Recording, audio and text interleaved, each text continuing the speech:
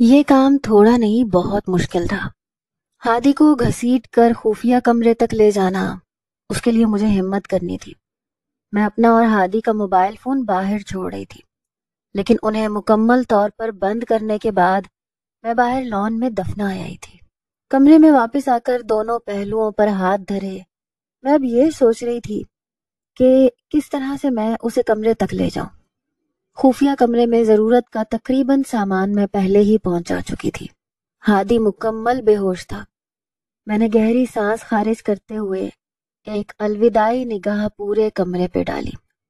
خفیہ کمرے کا تالا اندر باہر سے ایک ہی چابی پہ کھلتا تھا، اور میں باہر سے چابی لگانے کے بعد اس چابی کو باہر ہی چھوڑ رہی تھی، اور شاید پھر کبھی کسی کی نظر نہ پڑے کہ کپڑوں کی الماری میں لٹکتے کپڑوں کے پیچھے ایک چھوٹے سے لاک میں ایک چابی بھی لگی ہے، جو کسی ایسے خفیہ کمرے کی ہے جس کا کسی کو پتہ نہیں۔ میں نے ہادی کے بازوؤں میں باہیں ڈالی، اسے گھسیٹتے ہوئے کمرے میں لے جانے لگی۔ مجھے ہر 3 قدم کے بعد سانس لینا پڑ رہا تھا، لیکن بالآخر میں اسے لے جانے میں کامیاب ہو گئی۔ پھر اس کا اور اپنا سوٹ کیس بھی کمرے میں رکھا، اور یہ وہ لمحہ تھا جب مجھے دروازہ بند کرنا تھا، اور یہ لمحہ مجھ پہ بہت بھاری تھا۔ میں نہیں جانتی تھی کہ آگے کیا ہوگا، بس اس لمحے مجھے ہادی سے بدلہ لینا تھا، ان تمام نفرت بھری نظروں کا جن سے وہ مجھے دیکھتا تھا، ان تمام لمحوں کا جس میں اس نے میری محبت کو دھتکارا تھا، ان تمام پلوں کا جس میں اس نے مجھ سے جھوٹی محبت کی قسمیں کھائی تھیں، اور سب سے بڑھ کر مجھے جان سے مار دینے کے جرم کا۔ میں نے ایک جھٹکے سے دروازہ بند کر دیا۔ ایک لمحے کو میرا پورا جسم کانپ گیا تھا۔ الماری بند تھی، اور بند الماری کے اندر اس خفیہ کمرے میں ہم بند تھے، جو ساؤنڈ پروف تھا۔ چند سیڑھیاں اتر کر نیچے بیسمنٹ میں بنے اس کمرے کی دیواریں بہت مضبوط تھیں، جن کو اگر توڑنے کی کوشش کرو تو بھی کچھ حاصل نہیں تھا۔ وینٹیلیشن کے لیے پائپس اور سیکیور سسٹم لگے تھے۔ فریج، اے سی، چھوٹا سا kitchen, bath room, rest room سب موجود تھا، لیکن یہاں وقت نہیں تھا۔ وقت مطلب یہاں دن اور رات کا کچھ پتہ نہیں تھا۔ یہاں نہ آسمان تھا نہ زمین تھی، اور شاید یہی ہم دونوں کی آخری آرام گاہ ہوگی۔ میں نے ہادی کو بیڈ پہ لٹایا، خود جھولنے والی کرسی پہ بیٹھ گئی، آنکھیں موند لی۔ میرا تنفس تیز تھا اور آنکھوں میں بے تحاشا پانی۔ مجھے پتا تھا ہادی جب اٹھے گا میرا حشر نشر کر دے گا، کیا پتا میرا گلا گھونٹ دے۔ میں ہر طرح کے انجام کے لیے تیار تھی۔ میرا سر بہت بھاری ہو رہا تھا، آنکھیں کھولنے کی کوشش ناکام ہو رہی تھی۔ میں اٹھنا چاہتا تھا لیکن آنکھیں تھی کہ کھل ہی نہیں رہی تھی۔ پورے 5 یا 6 منٹ مجھے اسی کوشش میں لگے، اور پھر میں نے دھیرے سے آنکھیں کھولی۔ میں بیڈ پہ لیٹا تھا، جوتوں سمیت۔ عجیب سی چھت میری آنکھوں کے سامنے تھی۔ میں نے اپنے ذہن پہ زور دیا، سب یاد کرنے لگا۔ میں اور آیت ملک سے باہر جا رہے تھے۔ ہم فارم ہاؤس آیت کے کچھ کپڑے لینے آئے تھے۔ میں نے جوس پیا تھا، اس کے بعد مجھے کچھ یاد نہیں آ رہا تھا۔ میں نے چھت کو گھورتی نگاہ گھمائی۔ یہ کمرہ۔ میں فوراً اٹھ بیٹھا۔ کچھ دور راکنگ چیئر پر آیت آنکھیں موندے سو رہی تھی۔ ہم دونوں کے سوٹ کیس کمرے کے وسط میں رکھے تھے۔ یہ تو وہ خفیہ کمرہ تھا۔ میرا ذہن الجھ گیا، آنکھیں سکڑ گئی۔ آیت؟ میں نے وہیں بیٹھے بیٹھے متحیر لہجے میں اسے پکارا، لیکن وہ شاید گہری نیند میں تھی۔ میں تیزی سے اپنی جگہ سے اٹھا، جا کے اس کا کندھا ہلایا۔ آیت، یہ سب کیا ہے؟ وہ کسل مندی سے آنکھیں کھول کے میری طرف دیکھتی ہوئی سیدھی ہوئی۔ ہم تو ایئرپورٹ جانے والے تھے، فلائٹ مس ہو جائے گی، تم مزے سے یہاں بیٹھی ہو۔ ہم کہیں نہیں جا رہے، وہ سپاٹ لہجے میں کہتی سیدھی ہو بیٹھی۔ میں آگے بڑھا، کمرے کے دروازے تک پہنچا، ہتھا گھمایا مگر دروازہ لاک تھا۔ میں حیرت سے واپس پلٹا۔ وہ ہنوز سپاٹ چہرہ لیے وہیں بیٹھی تھی۔ کیوں نہیں جا رہے؟ اور یہ ڈور لاک کیوں ہے؟ میں نے لاک کر دیا، اب کبھی نہیں کھلے گا۔ وہ میری ہر بات کا جواب सपाट, सर्द और तीखे लहजे में दे रही थी और मेरी तरफ देखने से भी गुरेज कर रही थी। ये कैसा मजाक है? मैंने भवें सुकेड़ी। मुझे लगा वो मुझे तंग कर रही है। मजाक नहीं है, सच है। डोर लॉक है और जिस की से खुलता है वो बाहर की तरफ लगी है। तुम क्या पागल हो गई हो आयत? मैंने तेवरी चढ़ाए नखुवत से कहा और सर झटकता हुआ एक दफा फिर से दरवाजे की तरफ गया।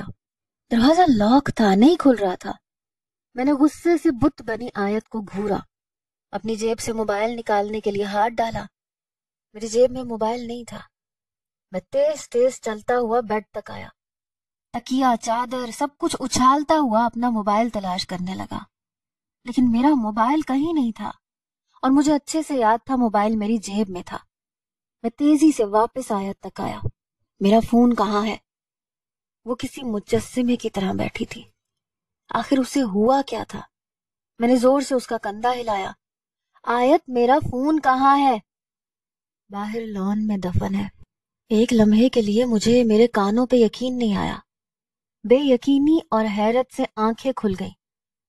आयत, मैं हैरत में डूबे लहजे में उसे पुकारता उसके सामने बैठ गया। क्या है ये सब? उसने झुकी निगाहें उठाई। पहली दफा बराह रास्त मेरी आंखों में देखा। उसकी आंखें अजीब तरह की हो रही थीं। इंतकाम है, वो सपाट लहजे में कहती। इस्तेहज़ाइया मुस्कुराई, जख्मी सी मुस्कुराहट। मुझे कुछ अजीब सा लगा, इसलिए मैं कुछ बोल नहीं सका। वो फिर से बोली, कितने परेशान हो ना तुम। चलो तुम्हारी परेशानी दूर कर देती हूँ, बैठो यहाँ। उसने मुझे कुछ दूर रखे काउच पे बैठने का इशारा किया। मैं कुछ ना समझी और कुछ हैरत में उठ के काउच पे बैठ गया। हादी, मुझे पता चल गया है कि तुम मुझसे मोहब्बत नहीं करते हो और मुझे अगवा करवाने, कत्ल करवाने वाला कोई और नहीं तुम थे। वो सपाट लहजे में कहती धमाके कर रही थी। मेरे आसाब चौकन्ने हुए, दिल पूरी रफ्तार से धड़कने लगा। मैं अगर चाहती तो ये सब कुछ उसी दिन नाना अभी को बताती और वो उसी वक्त तुम्हें शूट कर देते। उसने नाक चढ़ाया और दांत पीसे। तो बताया क्यों नहीं? मैं किसी ट्रांस में खौफ के जेर असर था, क्योंकि मैं तुमसे खुद बदला लेना चाहती थी। और ये मेरा बदला है हादी। हम हमेशा हमेशा के लिए इस कमरे में बंद हो गए हैं, कभी भी ना निकलने के लिए। मुझे उसकी बात सुनकर हैरत का शदीद झटका लगा। मैं एकदम से अपनी जगह से उठ खड़ा हुआ। तुम पागल हो क्या? की दो मुझे डोर की। नहीं है मेरे पास। झूठ मत बोलो, की दो मुझे अभी और इसी वक्त। तुम्हारी हालत ठीक नहीं है, ऐसे मजाक अच्छे नहीं है। मुझे कुछ नहीं हुआ, मैं तुम्हारे बच्चे की माँ नहीं बनने वाली। ये सब मैंने तुम्हें सबूर से निकाह करने से रोकने के लिए किया था। चाबी दो मुझे। मैं एकदम से चीख पड़ा। पूरे कमरे में मेरी गरजदार आवाज गूंजी, लेकिन एक सेकंड के तवक्कुफ किए बगैर वो मेरे ही अंदाज में चीखी, तुम समझ रहे हो मैं झूठ बोल रही हूँ तो खुद तलाश कर लो, चाबी नहीं है यहाँ। मैं एकदम से पलटा और पागलों की तरह हर जगह चाबी तलाश करने लगा। बेड पे, साइड मेज, अलमारी, अलमारी के दराज, हम दोनों के सूटकेस, उसका परस। मैं हर चीज को पागलों की तरह बिखेर रहा था और वो सुकून से बैठी मुझे देख रही थी, ऐसे जैसे मेरी तड़प से लुत्फ अंदोज हो रही हो। मैं अब पर्दे, काउच के कुशन, किचन के कैबिन, हर जगह देख रहा था। मुझे चाबी की शक्ल अच्छी तरह याद थी। वो छोटे साइज की अजीब सी चाबी थी जिसकी शक्ल पुरानी तर्ज की चाबियों से मिलती थी। हर जगह देख लेने के बाद मैं पागलों की तरह उसके पास आया, एक झटके से उसे खड़ा किया और उसकी तलाशी लेने लगा। चाबी उसके पास भी नहीं थी। मैंने पूरी कुव्वत से उसका बाजू दबोचा। तुम मेरा दिमाग खराब कर रही हो, बाहर निकालो मुझे और बता दो सबको जो बताना है। मैं किसी अंजाम से नहीं डरता। हाँ, मैं तुमसे मोहब्बत नहीं करता, मैंने कभी तुमसे मोहब्बत नहीं की। मैं सिर्फ और सिर्फ सुबूर से प्यार करता हूँ और उसी से शादी करना चाहता था। لیکن تم نے اور تمہارے نانا نے میری زندگی کی ہر خوشی چھین لی، جہنم بنا دی میری زندگی۔ میں غرا رہا تھا اور وہ پرسکون تھی۔ تم سمجھتی ہو میں کچھ نہیں جانتا؟ میں سب جانتا ہوں۔ تم لوگوں نے میری بہن کے سسرال والوں کو ٹریپ کیا۔ میں جہاں جاب کرتا تھا وہاں سے مجھے ریجیکٹ کر دیا جاتا تھا۔ صبور کو قتل تک کروانے کی کوشش کی گئی۔ آخری جملے پر اس کے چہرے کے تاثرات تبدیل ہوئے۔ اس نے بھویں اکٹھی کی۔ صبور کو کس نے قتل کروانے کی کوشش کی؟ تم نے اور تمہارے نانا نے میرے گھر والوں کو ڈرایا، دھمکایا، کیا کچھ نہیں کیا؟ بتاؤ میں کیا کرتا؟ میرے پاس کیا چاہ رہا تھا؟ میں تم سے محبت کرتی تھی۔ وہ میرے چہرے پر آنکھیں گھماتے ہوئے سپاٹ لہجے میں بولی۔ لیکن میں تم سے محبت نہیں کرتا تھا۔ یہ بات تمہیں سمجھ کیوں نہیں آئی؟ میں نے دانت پیسے اور اسے ایک جھٹکا دیا۔ مجھ میں کیا کمی ہے ہادی؟ مجھ میں ایسا کیا تھا کہ پوری دنیا میں تمہیں ایک واحد میں ہی ملا تھا؟ میری ہی زندگی خراب کرنی تھی؟ ہاں، پوری دنیا میں مجھے تم ہی ملے تھے۔ محبت سوچ سمجھ کر نہیں ہوتی۔ مجھے ہو گئی تو اس میں میرا کیا قصور ہے؟ جسے تم محبت کہتی اور سمجھ رہی ہو یہ محبت نہیں ہوتی، یہ صرف جنون اور پاگل پن ہوتا ہے جس میں انسان اور چیزوں کا فرق نہیں رہتا۔ محبت میں سب جائز ہے تو نفرت میں کیوں سب جائز نہیں؟ میں نے بھی جو کیا نفرت میں کیا۔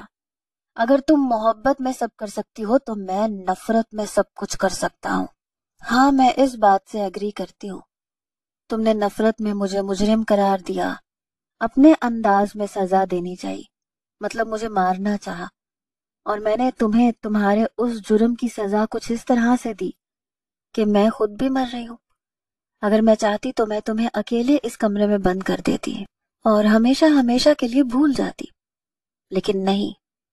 دیکھو تو، جو سزا تمہیں ملی وہی میں نے خود کو دی۔ انفیکٹ میں نے تو تمہاری یہ خواہش بھی پوری کر دی۔ تم اس کمرے کو میری قبر بنانا چاہتے تھے نا، تو لو، یہ ہم دونوں کی قبر ہوگی۔ وہ چاروں طرف نظریں گھماتے ہوئے استہزائیہ ہنسی۔ تم ایسا نہیں کر سکتی، جھوٹ بول رہی ہو تم۔ میں ایسا کر چکی ہوں ہادی۔ وہ پرسکون تھی اور میرے اعصاب تن گئے۔ پھر میں نے اسے جھنجھوڑ کے سیدھا کیا اور ایک زناٹے دار تھپڑ مارنے کے لیے ہاتھ ہوا میں اٹھایا، لیکن وہ ہوا میں ہی رکا رہا۔ رک کیوں گئے؟ جان سے مارنے کی پلاننگ کر سکتے ہو لیکن ایک تھپڑ نہیں مار سکتے۔ مجھے جان سے مار دو، اب تو تمہارے پاس اچھا موقع ہے۔ دیکھو کچن میں سب ہے، چھری، چاقو، ماچس، جو چاہے کرو، جیسے چاہو مجھے مارو۔ میں نے ایک جھٹکے سے اسے پیچھے دھکا دیا، خود پاگلوں کی طرح دروازے کی طرف پلٹا اور پوری قوت سے دروازہ پیٹنے لگا۔ دروازہ کھولو، کوئی ہے؟ کوئی ہے؟ آواز باہر نہیں جائے گی۔ یہ سارا انٹیریئر اور یہ سب مٹیریل باہر سے آیا تھا۔ ان دیواروں کی لیئر میں ساؤنڈ پروف اور ان بریکیبل گلاس ہے۔ وہ میرے عقب سے سپاٹ لہجے میں بول رہی تھی۔ میں ایک دم پوری قوت سے چلایا، shut up, just shut up. وہ جو بنا رکے بول رہی تھی ایک دم سے چپ ہوئی۔ میں نے لب بھینچے اس کی طرف دیکھا۔ مجھے انجام ڈرا رہا تھا۔ وہ تو واقعی خپتی تھی، اور اگر میں واقعی میں یہاں پھنس گیا۔ میں پلٹا اور 2 لمبے ڈگ بھرتا اس تک آیا اور اس کا گلا دبوچ لیا۔ اس کو کھولنے کا طریقہ بتاؤ جلدی۔ میں اس کے چہرے پہ جھکا ہوا تھا، پوری قوت سے اس کا گلا دبا رہا تھا۔ میں جانتا تھا ایسی نازک اندام اور دولت مند لڑکیاں اتنی سی بھی تکلیف برداشت نہیں کر سکتی۔ اس کا چہرہ سرخ تھا اور وہ اسی طرح گھٹی آواز میں بولی، صرف چابی سے کھل سکتا ہے۔ میں نے اس کے گلے پہ گرفت بڑھائی۔ اس کی آنکھیں سرخ ہو رہی تھیں اور چہرہ زرد۔ 1 سیکنڈ، 2 سیکنڈ، 3 سیکنڈ۔ میں نے اس کو ایک جھٹکے سے چھوڑ دیا۔ وہ ایک تیز سانس کے ساتھ لڑکھڑاتی ہوئی ایک طرف گری اور بے تحاشا کھانسنے لگی۔ میں سر تھام کے بیٹھ گیا۔ مجھے ہر حالت میں جلد از جلد یہاں سے نکلنا تھا۔ میری آنکھوں سے بے تحاشا پانی بہہ رہا تھا اور اس کے ہاتھوں کی سخت گرفت کی تکلیف ابھی تک محسوس ہو رہی تھی۔ مجھے اپنا اکھڑا سانس بحال کرنے میں چند منٹ لگے۔ جب طبیعت کچھ سنبھلی تو میں نے اس کی طرف دیکھا جو ایک لٹے ہوئے مسافر کی طرح سر تھامے بیڈ کے کنارے بیٹھا تھا۔ مجھے اب یہ تکلیفیں برداشت کرنی تھی۔ یہ سزا خود میں نے اپنے لیے چنی تھی۔ میری محبت بھی ایک جرم بن گئی تھی اور میں نے اپنے لیے ایسی ہی تکلیف دہ سزا چنی تھی۔ میں بمشکل اپنی جگہ سے اٹھی، واش روم میں گھس گئی۔ چہرہ دھونے کے بعد جب میں باہر نکلی تو وہ دروازے کا لاک توڑنے میں لگا تھا۔ پتہ نہیں کیا کچھ اکٹھا کر رکھا تھا، انہیں لاک میں پھنسا کے اور مختلف طریقوں سے لاک کھولنے کی کوشش میں لگا تھا۔ کمرے کا حشر نشر ہو گیا تھا۔ میں نے گہری سانس لی اور کچن میں گھس گئی۔ نوڈلز بنائے اور 2 پیالوں میں ڈال کے باہر لے آئی۔ میں نے صرف ایک پیکٹ بنایا تھا جس کو آدھا آدھا تقسیم کیا تھا۔ میں اس کے پاس آئی، ایک پیالہ اس کی طرف بڑھا دیا۔ لو کھاؤ۔ وہ جو لاک میں فورک پھنسائے بیٹھا تھا ایک غصیلی نگاہ مجھ پہ ڈالی اور پھر سے لاک توڑنے لگا۔ میں چند سیکنڈ یوں ہی پیالہ لیے اس کے سرہانے کھڑی رہی، پھر ایک طرف لگے چھوٹے سے 2 کرسیوں کے ڈائننگ ٹیبل پہ جا بیٹھی۔ اس کا پیالہ میز پہ رکھا اور خود کھانے لگی۔ ٹھک ٹن ٹم مختلف آوازیں کمرے میں گونج رہی تھیں۔ کچھ عرصے تک زندہ رہنے کا سامان ہے یہاں، میں نے اونچی آواز میں اسے سنایا۔ اس کے ہاتھ رک گئے، کمرے میں خاموشی چھا گئی۔ چند سیکنڈ گزرنے کے بعد وہ اپنی جگہ سے اٹھا، آہستہ آہستہ قدم بڑھاتا میرے پاس آیا۔ میں نے کھانا روک کے ایک سہمی نگاہ اس پہ ڈالی۔ ابھی تک گلے کی تکلیف گئی نہیں تھی، اب پتہ نہیں وہ کیا کرنے والا تھا۔ اس نے ہاتھ میری طرف بڑھایا اور نرمی سے میری تھوڑی کو تھام لیا۔ میں نے حیرت سے اس کی طرف دیکھا، وہ پریشان تھا۔ آیت، دیکھو جو ہوا بہت غلط ہوا، تم چاہے مجھے جو مرضی سزا دینا، لیکن پلیز باہر نکلو یہاں سے، پلیز۔ اس کا لہجہ نہایت نرم تھا۔ یہ وہی لہجہ تھا جس پہ میں نے اعتبار کیا تھا۔ میں ساری کشتیاں جلا کر یہاں آئی ہوں، میں نے ٹھنڈے لہجے میں جواب دیا۔ وہ ایک دم غصے میں دانت پیستا پیچھے ہوا۔ تم پچھتاؤ گی پاگل لڑکی، تمہیں اندازہ نہیں ہے تم کیا کر رہی ہو۔ ہم یہاں ہیں، کسی کو خبر تک نہیں ہوگی، وہ لوگ چاہ کے بھی ہمیں نہیں بچا سکیں گے۔ تو مت بچائے، جینا کسے ہے؟ کیا تمہیں جینا ہے؟ جتنی گھڑیاں تم یہاں جی رہے ہو وہ باہر کبھی نہیں جی سکتے تھے۔ میں نے 2 ٹوک لہجے میں ترکی بترکی جواب دیا تو وہ ایک دم کرسی پہ ڈھیس آ گیا۔ کوہنی میز پہ ٹکا کر وہ سر کو ہاتھ پہ گرائے بیٹھا تھا۔ میں نے دھیرے سے پیالہ اس کی طرف کھسکایا۔ مجھے پتا تھا اسے بھی بھوک لگ رہی ہوگی، ہمیں یہاں آئے اتنی دیر تو ہو چکی تھی کہ بھوک کا احساس ہونے لگا تھا۔ اس نے سر اٹھا کر ایک نگاہ پیالے کی طرف، پھر ایک خون خوار نگاہ مجھ پہ ڈالی۔ کھا لو، یہ آخری گھڑیاں ہیں، میں نے نہایت تحمل سے کہا۔ وہ میز پہ دونوں ہاتھ پوری قوت سے مارتا ہوا کھڑا ہوا۔ تم ہوتی کون ہو میری زندگی کی گھڑیوں کا فیصلہ کرنے والی؟ وہ چیخ رہا تھا۔ تو تم کون ہوتے تھے میری موت کا دن متعین کرنے والے؟ میں بھی اسی کے انداز میں چیخی تھی۔ وہ لب بھینچے آگے بڑھا، کچھ دور رکھے چاقو کو اٹھائے میری طرف بڑھا۔ یہ لو پکڑو، مجھے مارو، کمرے میں بند کرو اور جاؤ یہاں سے۔ میں نے ایک نگاہ اپنی طرف بڑے چاقو پہ ڈالی اور زخمی سا مسکرائی۔ کیا اتنی آسانی سے سب معاف کر دوں؟ میں تو تمہیں پل پل سسکتے ہوئے دیکھنا چاہتی ہوں ہادی جاوید۔ دیکھو، مجھے تم اپنی زندگی سے نکالنا چاہتے تھے اور اب تمہیں میرے ساتھ ہی اپنی زندگی کی آخری سانس تک رہنا ہے۔ وہ بس مجھے دیکھ رہا تھا اور میں بول رہی تھی، مجھے اپنی زندگی کی کوئی خبر نہیں، تم کب تیش میں آ کے مجھے مار دو، لیکن تمہیں میں مزید کوئی درد نہیں دوں گی۔ وہ چاقو میز پہ رکھتا میری طرف بڑھا، مجھے کندھوں سے تھام کے کھڑا کرتے ہوئے بولا، تمہیں مجھ سے محبت ہے آیت؟ پلیز یہ سب تماشا بند کرو، وہ میری آنکھوں میں دیکھتے ہوئے نہایت نرمی سے کہہ رہا تھا. نہ جانے کیوں اسے ابھی بھی یہ لگ رہا تھا کہ میں کمرے کا دروازہ کھول سکتی ہوں. میں نے اس کے سینے پہ ہاتھ رکھا اور ہمارے درمیان فاصلہ بڑھا دیا. میں اب تمہارے ایسے کسی جھانسے میں نہیں آنا چاہتی، میں نے سخت لہجے میں کہا اور پھر اس کے پہلو سے نکلتی ہوئی کچن میں آ گئی. وہ وہیں ہونک بنا کھڑا رہا. میں واپس آئی اور اس کے پیالے کو اٹھا کے فریج میں رکھ دیا. ہم یہاں کھانا برباد نہیں کر سکتے تھے. میں خاموشی سے اپنے سوٹ کیس کو کھول کر کپڑے الماری میں لگانے لگی. نہ یہاں دن کی خبر تھی نہ رات کا پتہ تھا. آیت اپنے سب کام نمٹا کے بیڈ پہ کمفرٹر تانے آرام سے سو رہی تھی اور میں جلے پیر کی بلی کی طرح کبھی کوئی حربہ آزما رہا تھا اور کبھی کوئی. پچھلے 3 گھنٹے سے میں مسلسل کمرے کا ہر ایک کونا چھان چکا تھا جس سے یہاں سے بچ نکلنے کا کوئی راستہ ہو، لیکن ایسا کچھ نہیں تھا. بھوک، تھکاوٹ اور ذہنی دباؤ کی وجہ سے میرے سر میں شدید درد ہونے لگا. جگہ جگہ سب بکھرا ہوا تھا. کمرہ ایک کوڑے کے ڈھیر کی طرح لگ رہا تھا. میرے پیٹ میں چوہے دوڑنے لگے تو نہ چاہتے ہوئے بھی میں فریج کی طرف بڑھا. یہ فریج فل سائز کا تھا. میں نے فریج کھولا. فریج ہر طرح کے کھانے سے لیس تھا. پھل، جوسز، بریڈ، کیک، پیسٹریز، خشک میوہ جات، سبزیاں اور پتہ نہیں کیا کچھ، یعنی کہ وہ پوری تیاری سے یہاں آئی تھی.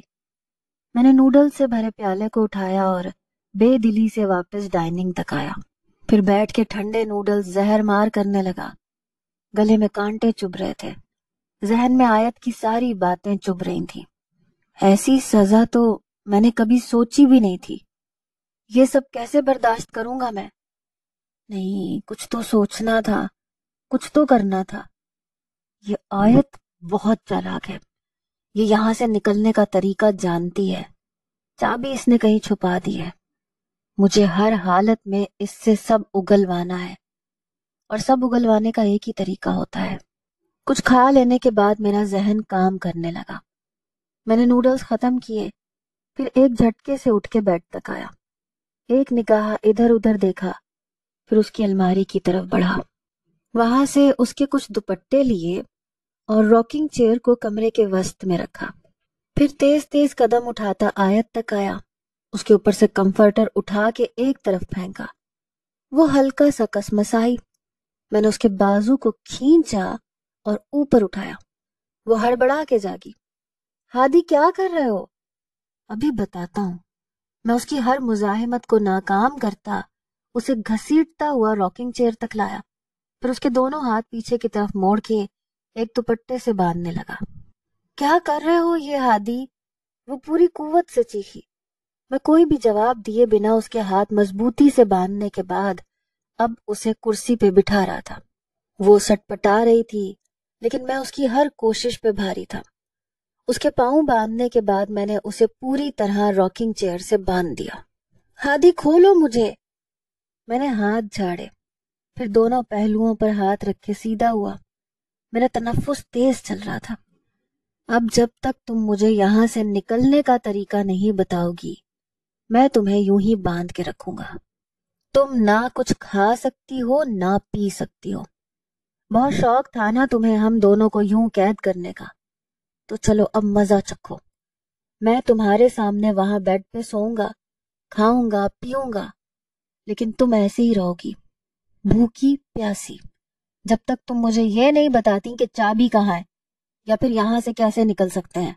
میں تمہیں بتا چکی ہوں، میں چابی باہر چھوڑ چکی ہوں. اب تم مجھ پہ جتنے بھی ظلم کر لو میرا بیان نہیں بدلے گا. ہم دونوں اب تب تک یہاں پہ قید ہے جب تک کسی کو اس کی خبر نہیں ہوگی، اور ابھی تک تو متین اور ڈرائیور کے علاوہ کسی کو یہ تک خبر نہیں کہ ہم دونوں یہاں فارم ہاؤس پر ہیں، اور پتہ نہیں کب یہ کھلے گا. ہم باہر نہیں گئے، یہاں ہیں، اور جب وہ لوگ یہاں آئیں گے تو ہم یہاں بھی نہیں ہوں گے. بکواس بند کرو اپنی. میں جانتا ہوں تمہیں. تم سیٹھ ہمدانی کی نواسی ہو، اور اتنی پاگل تم بھی نہیں ہوگی کہ تم یہ خطرناک قدم اٹھاؤ. میں اتنی ہی پاگل ہوں ہادی. تم نے مجھے پاگل کر دیا ہے تو پھر رہو پاگل. بلکہ ایک کام کرو، یوں ہی چلاتی رہو، شاید تمہاری کوئی آواز کسی کونے کھدرے سے باہر سنائی دے اور کوئی سن لے۔ میں نے یہ جان بوجھ کر کہا تھا، کیونکہ میں چاہتا تھا کہ وہ خاموش رہے اور میں جا کے سو جاؤں۔ وہ واقعی خاموش ہو گئی تھی۔ میں بیڈ پہ گیا، کمفرٹر جھاڑا اور لیٹ گیا۔ ٹھیک ہے، تم مجھے ایسے رکھ کے مارنا چاہتے ہو تو ایسے ہی صحیح، مرنا تو ہے ہی تو ایسے ہی صحیح۔ میں نے آنکھوں پہ دھرا بازو ہٹایا۔ کسی خوش فہمی میں مت رہنا، جب 24 گھنٹے ایسے بھوکی پیاسی رہوگی خود ہی سب اگل دوگی۔ سچ بتا چکی ہوں اور آخری سانس تک یہی سچ رہے گا۔ یہ سچ نہیں ہے، یہی سچ ہے۔ چپ کر جاؤ پاگل لڑکی، میں ایک دم طیش میں چلایا تھا۔ یہ سب نیچرل تھا، ظاہر سی بات تھی، جو مجھ پہ گزر رہی تھی میں ہی جانتا تھا۔ وہ خاموش ہو گئی، اس کے بعد نہیں بولی، اور میں یوں ہی کن پٹی دباتا نہ جانے کب نیند میں چلا گیا۔ مجھے کرسی پر بندھے ہوئے 20 گھنٹے سے اوپر ہو چکے تھے۔ ان گھنٹوں میں وہ ایک لمبی نیند لے چکا تھا، شاور لے چکا تھا، 2 بار کھانا کھا چکا تھا، اس سب میں کئی بار دروازے کے تالے کو توڑنے کی کوشش کر چکا تھا، اور اب مزے سے بیڈ پر ٹانگے پسارے ٹی وی دیکھ رہا تھا۔ وہ پچھلے 3 گھنٹوں سے ٹی وی پہ نیوز سن رہا تھا۔ ظاہر سی بات تھی، اس کمرے میں بند ہونے کے بعد سب سے بڑا تجسس باہر کے حالات کے بارے میں جاننے میں تھا، اور ادھر میری حالت ہر گزرتے پل کے ساتھ بد سے بدتر ہوتی جا رہی تھی۔ میرا گلا خشک تھا، جسم بھوک پیاس اور مسلسل ایک ہی حالت میں بندھے رہنے کی وجہ سے نڈھال ہو رہا تھا۔ میں ہر 10 یا 15 منٹ بعد اسے یہ بتا رہی تھی کہ میں سچ کہہ رہی ہوں، میرے پاس چابی نہیں ہے، اور وہ ڈھیٹ بنا بیٹھا رہتا۔ میں چیخ چیخ کے خود ہی چپ ہو جاتی۔ اب تو بھوک پیاس کی وجہ سے آواز بھی نہیں نکل رہی تھی۔ ہادی پلیز مجھے کھولو، میں سچ کہہ رہی ہوں، میرے پاس چابی نہیں ہے، میں مر جاؤں گی ہادی، اور اگر میں ابھی مر گئی تو مشکل تمہارے لیے ہوگی، تمہیں میری ڈیڈ باڈی کی بدبو کے ساتھ زندہ رہنا پڑے گا، جیسے کہ میں تمہیں جانتا نہیں ہوں۔ میں تمہیں اچھے سے جانتا ہوں آیت بی بی، سچ بتاؤ اور میں دروازے کے ساتھ ساتھ تمہیں بھی کھول دوں گا۔ ٹی وی چینل بدلتے ہوئے وہ نہایت پرسکون اور ڈھیٹ پن سے کہہ رہا تھا، پتہ نہیں تم یقین کیوں نہیں کر رہے ہو، میں سچ کہہ رہی ہوں۔ کہہ رہی ہوگی، پر مجھے صرف وہی سننا ہے جو میں چاہتا ہوں۔ بھلا میں وہ سب کیسے کہوں جو مجھے پتہ ہی نہیں ہے؟ اس کمرے کی 3 کیز تھی، جن میں سے ایک چابی کو میں استعمال کرتی تھی، باقی کی 2 ہمدانی ہاؤس کی کسی الماری کے کسی کونے میں ہے، مجھے یاد بھی نہیں ہے۔ تم جھوٹ بول رہی ہو، ایک چابی کے علاوہ اس کمرے کا کوئی تو ایسا راز ہوگا جو صرف تمہیں پتہ ہے، اور اگر تم یہ سمجھتی ہو کہ میں تمہاری طرح کا خود غرض اور بے حس ہوں کہ خود اس کمرے سے نکل جاؤں گا اور تمہیں یہاں مرنے کے لیے چھوڑ دوں گا، تو یہ غلط ہے۔ میں تمہیں ساتھ لے کے باہر نکلوں گا۔ میں ایسا کوئی راز نہیں جانتی ہوں، تم جانتی ہو، لیکن ابھی بھی اکڑ اور خود غرضی میں ہو۔ کچھ گھنٹے اور ایسے ہی رہو، دیکھنا ساری اکڑ اس راز سمیت باہر نکل آئے گی۔ ویسے میں یہ فلم دیکھنے جا رہا ہوں، اور اتنی دیر تمہارے منہ پہ ٹیپ لگانی پڑے گی تاکہ تم میرا دماغ کم کھاؤ اور ذہن پہ زیادہ زور ڈالو، اور یاد کرو کہ ایسا کیا ہے اس کمرے میں جو ہمیں باہر نکال سکے اور تم اس قید سے آزاد ہو سکو۔ وہ ٹی وی اسکرین کو پاز کرتے ہوئے اپنی جگہ سے اٹھا جہاں نیٹ فلکس پر وہ ایک فلم منتخب کر چکا تھا۔ ہادی مجھے چکر آ رہے ہیں، اور جو چکر تم مجھے دے چکی ہو ان کا کیا؟ ہاں؟ وہ ایک دراز میں سے ٹیپ نکال کر میری طرف بڑھ رہا تھا۔ مجھے پانی کے 2 گھونٹ تو پلا سکتے ہو نا؟ نہیں، بالکل نہیں۔ تم مجھ پہ رحم نہیں کر سکتی تو میں تم پہ کیوں کروں؟ انتہائی صفاقی سے نفی میں سر ہلا کر وہ اب میرے منہ پہ ٹیپ چپکا رہا تھا۔ میں مسلسل ہل رہی تھی، بولنے کی کوشش کر رہی تھی، لیکن وہ تو صفاق ہو گیا تھا۔ فلم کا مزہ تو پاپ کارن اور کولڈ ڈرنک کے ساتھ آئے گا، کیا خیال ہے؟ اس نے استہزائیہ مسکراتے ہوئے میرے گال تھپ تھپائے اور سیدھا ہوا۔ میں نفی میں سر ہلا رہی تھی۔ وہ مڑا اور ایک دم پھر سے میری طرف گھوم گیا. کچھ سوچتے ہوئے پھر سے میرے قریب آیا. کرسی کو موڑ دیا. ہاں تمہارا فوکس صرف یہ سوچنے پہ ہونا چاہیے کہ یہ دروازہ اب کیسے کھلے گا. اس لیے تمہارے کانوں میں روئی ٹھونس کر تمہارا رخ دیوار کی طرف موڑ دیتا ہوں. اس نے میرے کانوں میں روئی ٹھونسی، میرا رخ دوسری طرف کر دیا. اب مجھے ٹی وی اسکرین نظر نہیں آ رہی تھی. میں نہیں جانتی تھی اب مجھے اور کتنے گھنٹے یوں ہی بندھے رہنا تھا. مجھے اب سامنے دیوار نظر آ رہی تھی اور مدھم سی آواز ہے. وہ ہر دفعہ میرے ہاتھوں، ٹانگوں اور کمر کی گانٹھ کو اور زیادہ سختی سے کھینچ دیتا تھا. میرے اعصاب شل ہونے لگے تھے. مجھے اسی حالت میں 24 گھنٹوں سے اوپر ہونے والے تھے اور ہادی تو جیسے مجھے بھول ہی گیا تھا. آہستہ آہستہ میرا ذہن غنودگی میں جا رہا تھا. یہ وہ وقت تھا جب میں بے اختیار رونے لگی اور مجھے اپنے کیے پر پچھتاوا ہونے لگا. میں جس موت کو بہت آسان سمجھ رہی تھی وہ بہت تکلیف دہ تھی. پیاس کی شدت میرے دل کی رفتار کم کر رہی تھی اور میری زندگی کا گزرا ہر لمحہ میری آنکھوں کے سامنے سے گزرنے لگا. اپنی ہر غلطی، ہر گناہ کا احساس شدت سے ہونے لگا. ہادی کے ساتھ کی گئی زیادتیاں میرے ذہن میں گردش کرنے لگی. میرے گناہ اس کی ایک خطا سے کہیں زیادہ تھے. میں نے اسے بے بس اور مجبور کر دیا تھا. نانا ابی نے مجھے خود غرض بنا دیا تھا. میں دولت کو ایسی طاقت سمجھنے لگی تھی جس سے میں سب کچھ حاصل کر سکتی ہوں. میں رشتوں کو خریدنا چاہتی تھی، لیکن میں یہ کیوں بھول گئی کہ جس دولت سے میں اپنی ماں کو واپس نہیں لا سکی، اپنے باپ کو دوسری شادی کر کے زندگی بسانے اور مجھے فراموش کرنے سے روک نہیں سکی، تو اس دولت سے میں ہادی کے دل کو کیسے تسخیر کر سکتی تھی؟ نانا ابی، آپ جھوٹ بولتے تھے. دولت سب کچھ نہیں ہوتی. میری آنکھیں جلنے لگی تھیں جن سے لگاتار آنسو بہ رہے تھے. تو آیت ہادی جاوید، یہ ہیں تمہاری زندگی کے آخری پل. ایسے لکھی تھی تمہارے ہی ہاتھوں سے تمہاری موت. مجھے سانس لینے میں دشواری ہونے لگی. میں پھٹی پھٹی آنکھوں سے کبھی چھت کو گھور رہی تھی، کبھی سامنے دیوار کو. تبھی میرے چاروں طرف سفید روشنی پھیلنے لگی اور سامنے دیوار پر ایک منظر کسی فلم کی طرح چلنے لگا. میرے مما اور بابا جھگڑ رہے تھے. میں ایک کونے میں دیوار کی اوٹ سے جھانک رہی تھی.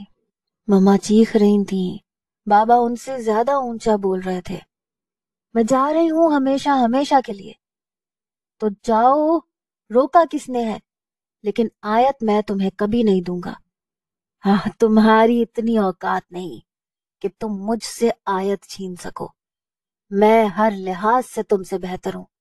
میں نہیں چاہتا میری بیٹی تم جیسی بنے. تمہیں خود سر اور انا پرست عورت ہو. میں اپنی بیٹی کی تربیت اپنے انداز سے کروں گا.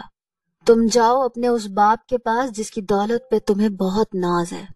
ہاں، جا رہی ہوں اور اب کبھی نہیں آؤں گی. میں بھی تم سے کوئی تعلق نہیں رکھنا چاہتا. میں تمہیں طلاق دیتا ہوں، طلاق دیتا ہوں، طلاق دیتا ہوں. یہ منظر اور یہ الفاظ میرے ذہن میں نقش ہو چکے تھے. یہ میری وہ یاد تھی جو بہت کڑوی ہونے کے باوجود بہت گہری تھی، اور شاید اسی لیے میری آخری سانسیں اسی یاد کے ساتھ ختم ہو رہی تھیں. آیت ایک خود غرض، خود سر، بے حس اور کافی حد تک ذہنی مریض لڑکی تھی. مجھے یوں اپنے ساتھ لے کر ایک کمرے میں بند ہو جانا اس کی کوئی محبت نہیں تھی، بلکہ ایک جنون اور مجھے پانے کی ضد تھی. اگر وہ ضدی تھی تو کہیں نہ کہیں میری رگوں میں بھی اسی کے خاندان کا خون بہہ رہا تھا. اس کی بہت منت سماجت کے باوجود میں نے اسے نہیں کھولا تھا اور پاپ کارن کے ایک بڑے سے باؤل کے ساتھ فلم دیکھنے لگا. ایک ٹی وی ہی تھا جو میرا دھیان بٹا رہا تھا. ایک فلم کے بعد میں فوراً دوسری فلم شروع کر چکا تھا، اور یوں ہی ٹی وی دیکھتے دیکھتے کب میری آنکھ لگی مجھے خبر نہیں ہوئی. میں شاید مسلسل 12 گھنٹے سوتا رہا. یہاں باہر کی نسبت زیادہ نیند آتی تھی. اس کی وجہ شاید مصنوعی طریقے سے ملنے والی آکسیجن تھی. میں جب سو کر اٹھا تو ٹی وی یوں ہی چل رہا تھا اور پاپ کارن کا باؤل بیڈ پہ اوندا پڑا تھا۔ میری پہلی نگاہ آیت پر ہی گئی، جو گردن ایک طرف ڈھلکائے ہوئے تھی، شاید سو رہی تھی۔ میں نے بیڈ پہ سے پاپ کارن کو سمیٹا، باؤل میں ڈالا، یوں ہی پاؤں گھسیٹتا اس کے پاس چلا آیا۔ اب تک تو محترمہ کی عقل ٹھکانے پہ آ چکی ہوگی۔ میں نے اس کے منہ پر لگی ٹیپ کو ایک جھٹکے سے اتارا تھا، اور میرے اندازے کے مطابق میرے ایسا کرنے سے اس کی آنکھ کھل جانی چاہیے تھی، لیکن وہ جوں کی توں گردن ڈھلکائے ہوئے تھی۔ آیت، میں نے اس کا نام زور سے پکارا، لیکن وہ ٹس سے مس نہ ہوئی۔ میں نے گھبرا کے اس کی نبض تھامی۔ نبض چل رہی تھی لیکن رفتار بہت دھیمی تھی۔ میں نے اس کا کندھا جھنجھوڑا، آیت اٹھو، آیت۔ وہ بے ہوش تھی۔ ایک دم سے مجھے اس کی باتیں یاد آئی۔ میں جلدی سے پانی سے بھرا گلاس لایا، اس کے منہ پہ پانی کے چھینٹے مارنے لگا۔ وہ غنودگی میں تھی لیکن آنکھیں نہیں کھول پا رہی تھی۔ میں نے جھٹ سے اس کے لبوں سے پانی لگا دیا۔ ایک تو ہم جیسے مڈل کلاس لوگ بہت چھوٹے دل کے ہوتے ہیں۔ ہم ظالم، وحشی اور بے حس بننا بھی چاہیں تو نہیں بن سکتے۔ پانی لبوں سے لگتے ہی آیت کے جسم میں جان تو آ رہی تھی، لیکن وہ اسی طرح نڈھال تھی اور کچھ بڑبڑا رہی تھی۔ میں سچ کہہ رہی ہوں، مجھے چابی کا نہیں پتا۔ میں نے گلاس ایک طرف میز پہ رکھا، اسے کھولنے لگا، اسے کھول کے گود میں اٹھایا، بیڈ پہ لٹا دیا۔ میں بار بار اس کا نام پکار کے اسے جگانے کی کوشش کر رہا تھا، اور وہ غنودگی میں بس یہی بڑبڑا رہی تھی کہ اس نے چابی باہر چھوڑ دی ہے۔ وہ شاید پچھلے 30 گھنٹوں سے یا اس سے بھی زیادہ گھنٹوں سے بھوکی پیاسی تھی۔ میں بھاگتا ہوا فریج کی طرف گیا، وہاں سے جوس نکالا، اس کے منہ سے جوس لگا دیا۔ وہ جوس پی رہی تھی، لیکن حالت ابھی بھی ٹھیک نہیں تھی۔ تھوڑا سا جوس پلانے کے بعد میں نے اسے لٹایا تو وہ بری طرح سے کانپنے لگی۔ میں نے فوراً اس کے ماتھے پہ ہاتھ رکھ دیا، اسے بخار ہو رہا تھا۔ میں نے اس کے اوپر کمفرٹر کو اچھی طرح سیٹ کیا، خود فریج میں سے بریڈ نکال لایا۔ اس کی حالت اتنی بری تھی کہ میں چاہ کر بھی یہ نہیں سوچ پایا کہ وہ ناٹک کر رہی ہوگی۔ بریڈ کے ساتھ ایک گلاس دودھ کا لے کر میں واپس اس کے قریب آ بیٹھا۔ آیت اٹھو، کچھ کھا لو۔ میں نے اس کے گال کو تھپ تھپانے کے لیے چھوا تو جیسے میری آنکھیں پوری کھل گئیں۔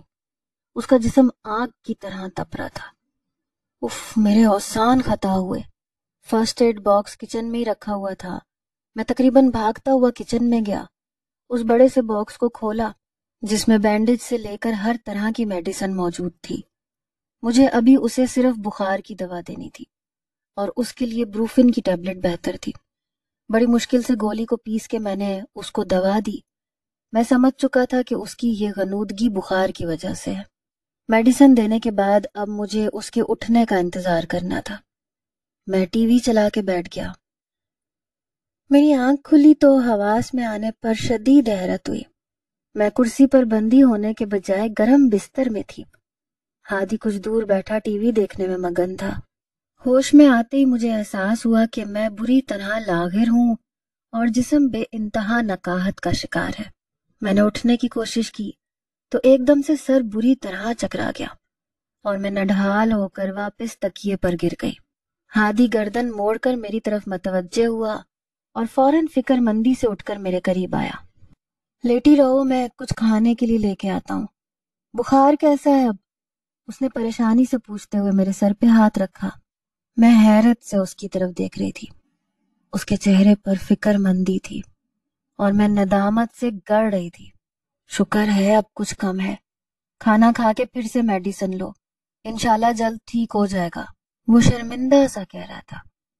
اس سے پہلے کہ وہ اٹھتا، میں نے اس کے سر پہ رکھے ہاتھ کو تھام لیا۔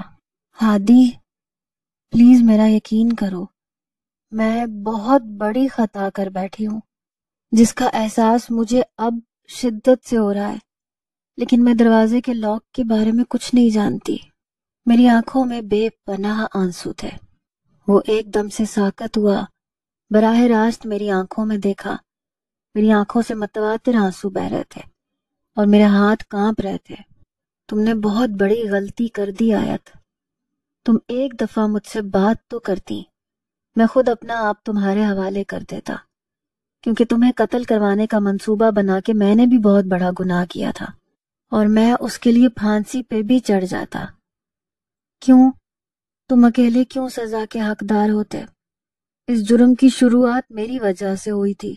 تم نے صحیح کہا، میں نے اپنی خود غرضی، جنون اور دولت کے غرور میں تمہاری زندگی برباد کر دی۔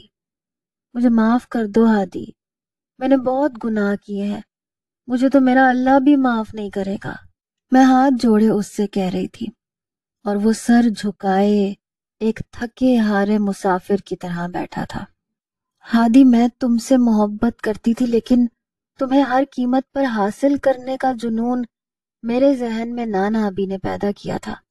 انہوں نے مجھے بتایا کہ دلوں کو تسخیر کرنے کے بجائے خریدنا زیادہ آسان ہے۔ انہوں نے مجھے احساس دلایا کہ دولت میں اتنی طاقت ہے کہ اس سے سب کچھ خریدا جا سکتا ہے، اور تم نے وہی کیا جو سیٹھ ہمدانی کہتا گیا۔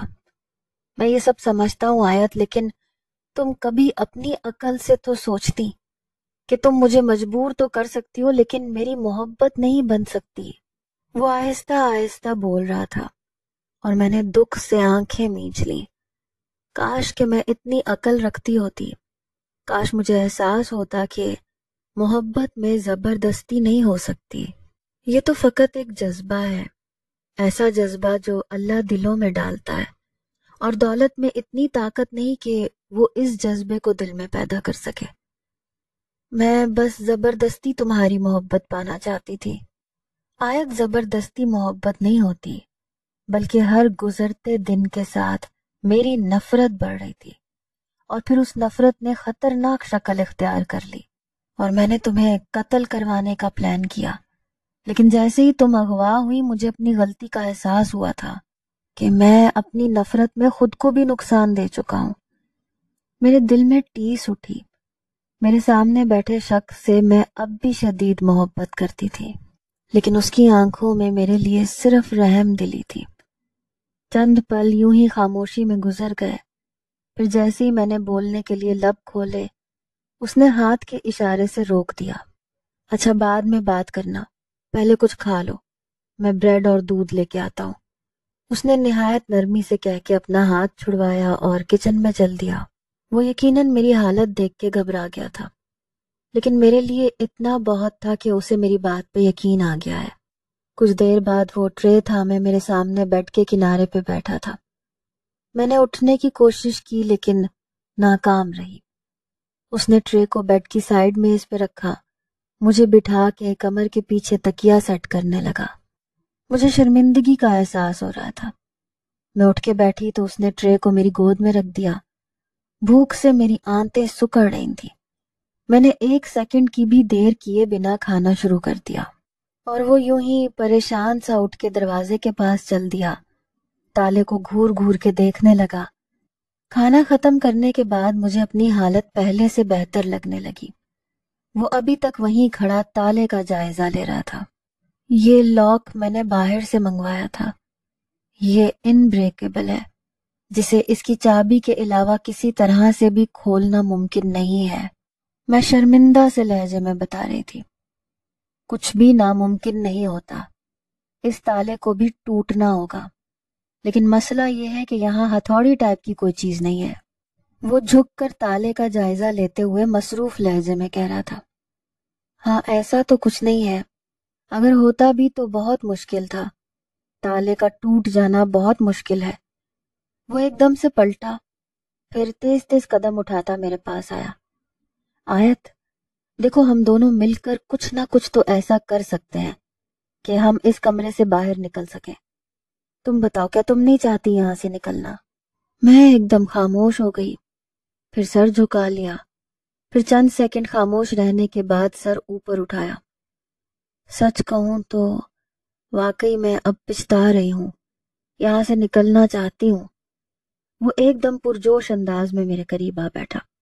ہاں تو ٹھیک ہے نا، ہم دونوں مل کے ایسا کر سکتے ہیں، کچھ تو ایسا ہوگا نا جو پاسبل ہو، ہم ہر کوشش کریں گے، دن رات کریں گے۔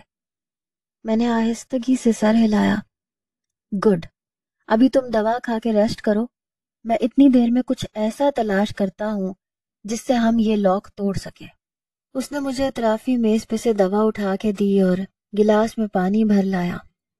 मुझे उसकी ये तवज्जो अच्छी लग रही थी। मैं जानती थी कि ये मोहब्बत नहीं है, लेकिन इतनी तकलीफ सहने के बाद ये तवज्जो और ख्याल भी कम नहीं था। मैंने दवा खाई और लेट गई और वो कमरे को समेटने लगा। हर वो चीज जो उसने बिखेरी थी, अब वो खुद ही उन्हें सेट कर रहा था। मैं उसे देखती रही। इसी हालत में नींद में चली गई। आयत सो रही थी और मैं सारा कमरा साफ करने के साथ साथ हथौड़ी जैसी कोई चीज तलाश कर रहा था, लेकिन इतनी कोशिश के बावजूद मुझे कुछ नहीं मिला। थक हार के मैं उसी कुर्सी पे जा बैठा जिस पे आयत को बांधा था। ये रॉकिंग चेयर थी, इतनी आरामदेह नहीं थी। मैंने दुख से आयत की तरफ देखा। गुस्से और बदले में मैंने उसे बहुत तकलीफ दी, लेकिन इस तकलीफ ने उसे और मुझे जो एहसास दिलाया था, शायद वो वैसे कभी नहीं होता। उसे अपनी गलतियों और कोताहियों का एहसास हो गया था और मुझे भी ये एहसास हुआ था कि हर मामले में वो ही गलत नहीं थी। वो सच कह रही थी।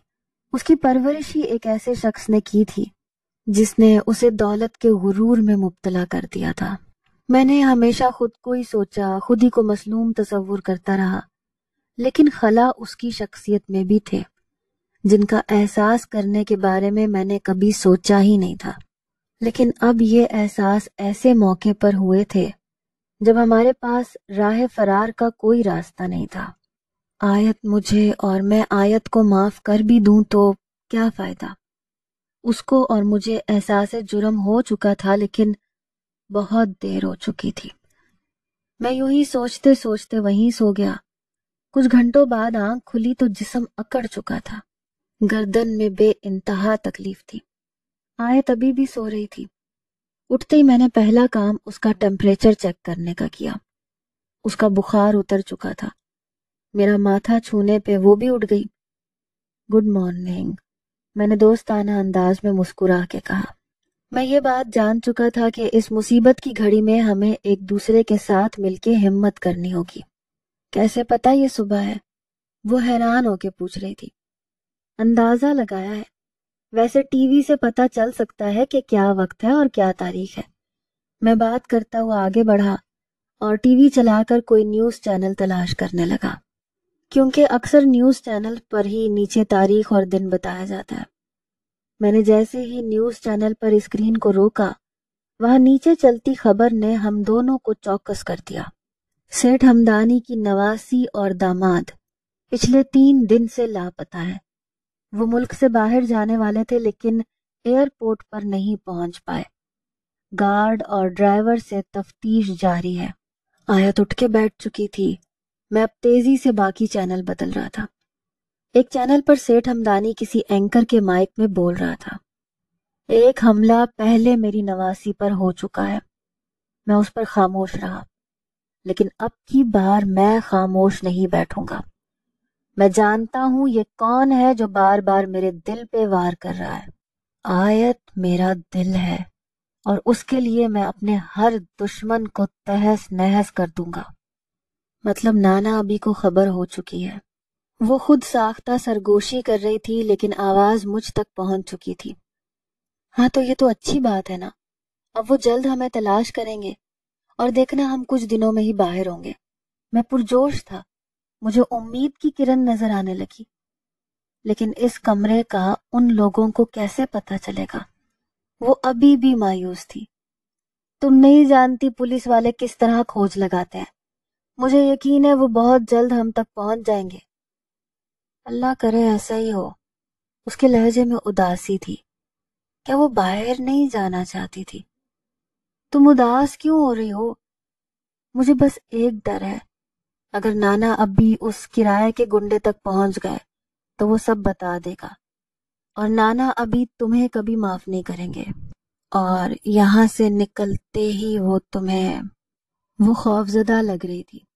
कल तक वो मुझे खुद सजा देना चाहती थी, लेकिन आज वो इस बात से खौफजदा थी कि बाहर निकलते ही सेठ हमदानी मुझे मार देगा। मुझे अपने अंजाम से डर नहीं लगता, मैं बस यहाँ यूं सिसक सिसक के मरना नहीं चाहता। बाहर कम से कम मैं अपने प्यारों से मिल सकूंगा, उनकी आंखों के सामने इस दुनिया से जाऊंगा तो उन्हें तसल्ली तो होगी। कहते हैं मरने वाले का सब्र आ जाता है, लेकिन गुमशुदा का सब्र कभी नहीं आता। मेरा लहजा उदास था, मुझे शिद्दत से मेरे घर वाले याद आ रहे थे। वो चुप हो गई, या फिर शायद उसे किसी पछतावे ने घेर लिया, लेकिन मैं अब बहुत पुरुमीद था। और अब से उस कमरे में मुसलसल न्यूज चैनल चलने लगा। मैंने ताला तोड़ने की सही तर्क कर दी और मैं और आयत दोस्तों की तरह उस कमरे में रहने लगे। हम दोनों मिलके खाना बनाते, उस कमरे के काम भी हमने बांट लिए। मैं वैक्यूम से कारपेट क्लीन करता, कमरा साफ करता और वो वॉशरूम धो देती। हमें यहाँ 5 दिन हो गए थे। इन 5 दिनों में हमने बहुत सी फिल्में और सीरीज देख ली थी।